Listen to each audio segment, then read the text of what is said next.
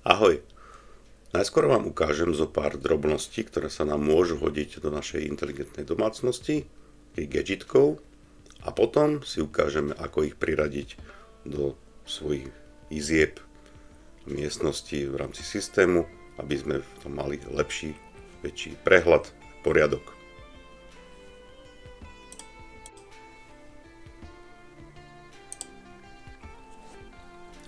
Do takej správnej inteligentnej domácnosti sa nám určite hodí čidlo pohybové, teplota, vlhkosť, otváranie, zatváranie dverí, ale do takej kuchyne aj hlásič dymu.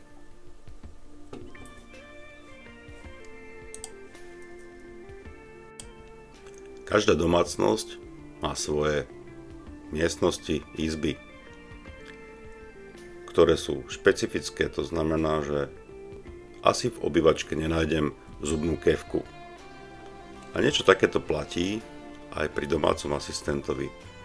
Určite svetlo, ktoré namontujem do kúpeľne, nebudem v systéme hľadať v oblasti, ktorú nazvem chodba.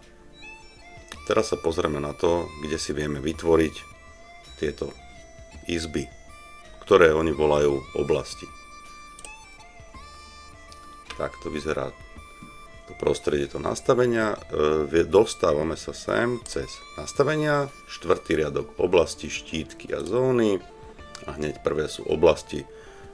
To v tomto systéme tie oblasti znamenajú izby.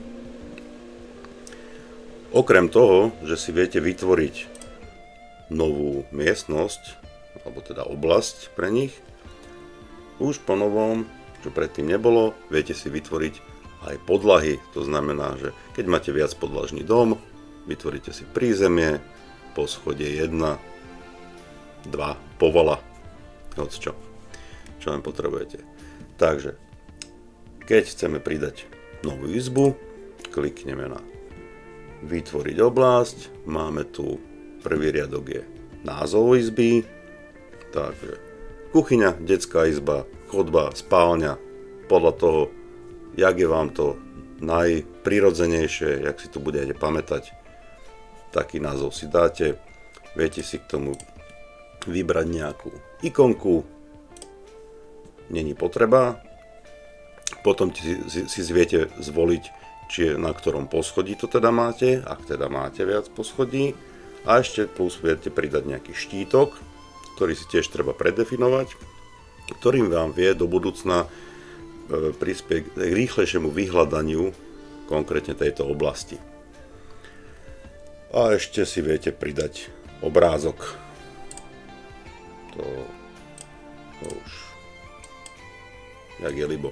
Buď si tú miestnosť odfotíte, alebo si nejaký obrázok stiahnete z internetu. Takže touto formou sa pridávajú miestnosti. Ak ste náhodou nemali ešte vytvorené izby Home Assistantovi, ale už ste pridali nejaké zariadenia a tým pádom ste ich nezadefinovali do konkrétnych izieb, nie je problém. Pozrieme sa na to, ako si to vieme dodatočne prideliť, čo kde do ktorej izby má patriť. Poďme na to. Takže zvolíme si v nastaveniach riadok číslo 2, čo sú zariadenia a služby. Prvá stránka je o integráciách a druhá sú zariadenia. Tu máme konkrétne tie naše dvere 1, ktoré sme si pridávali v predchádzajúcej časti. Keď si to rozklikneme, vidíme komplet informácie o tomto zariadení. Klikneme hore v pravom rohu na ikonku tej ceruzky a tu sa nám vlastne rozklikne pekne okno, kde je názov, ktorý si vieme zmeniť, a hneď druhý riadok je oblasť. A tu už vidíme všetky naše izby, ktoré sme si predtým vytvorili. Takže si stačí len vybrať a dať tlačítko aktualizovať. Tak. A to je všetko, priatelia. Ak sa vám to páčilo, dajte like a kto ešte nemá odber, nech ho doberá. Majte sa krásne.